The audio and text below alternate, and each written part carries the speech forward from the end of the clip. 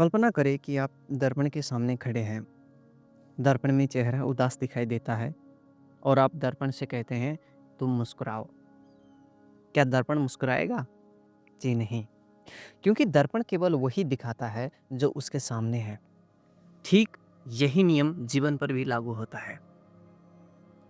अद्वैत परंपरा के महान संत निसर्गदत्त महाराज ने कहा था, सबसे पहले समझ लो कि दुनिया केवल तुम्हारा प्रतिबिंब है और फिर प्रतिबिंब में दोष ढूंढना बंद कर दो।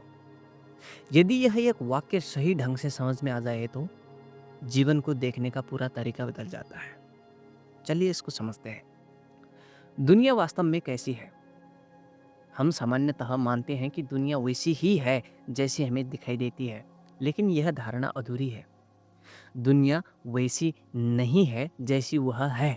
दुनिया वैसी दिखाई देती है जैसा हमारा मन है। एक ही व्यक्ति से दो लोग मिलते हैं। पहला कहता है वह बहुत अच्छा इंसान है और दूसरा कहता है वह बहुत घमंडी है। व्यक्ति वही है लेकिन अनुभव अलग है। चलो इसको फिर और एक एग्जाम्पल से समझते हैं।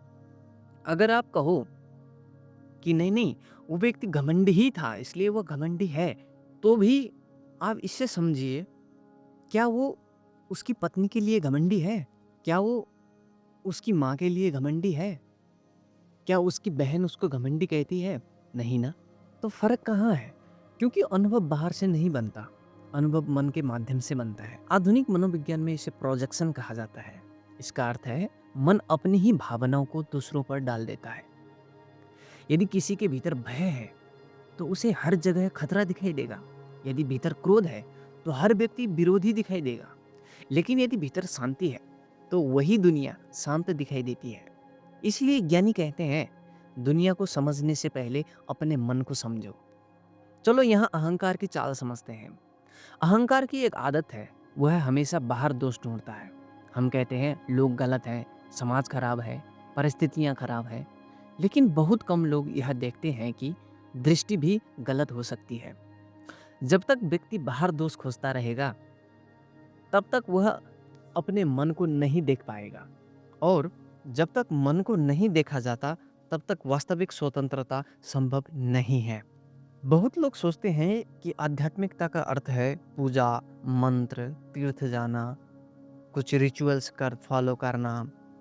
लेकिन गहरी आध्यात्मिकता एक समझ से शुरू होती है।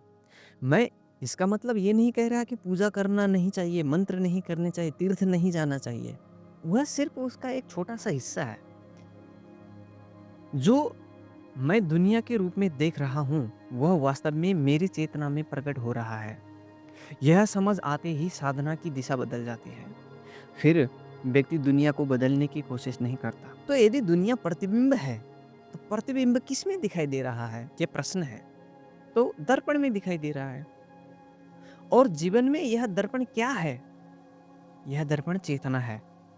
आप वही चेतना है जिसमें विचार, भावनाएं, अनुभव, ये सारी दुनिया सब प्रकट होता है। जब यह स्पष्ट होता है तो व्यक्ति समझ जाता है, मैं अनुभव नहीं हूं, मैं अनुभव का साक्षी हूं।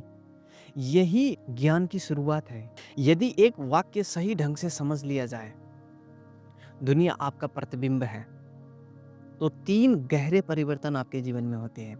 पहला, शिकायत समाप्त होने लगती है। दूसरा, आत्मनिरीक्षण शुरू होता है। तीसरा, चेतना स्पष्ट होने लगती है। और तब व्यक्ति समझता है, समस्या दुनिया में नहीं है, समस्या देखने के तरीके में है।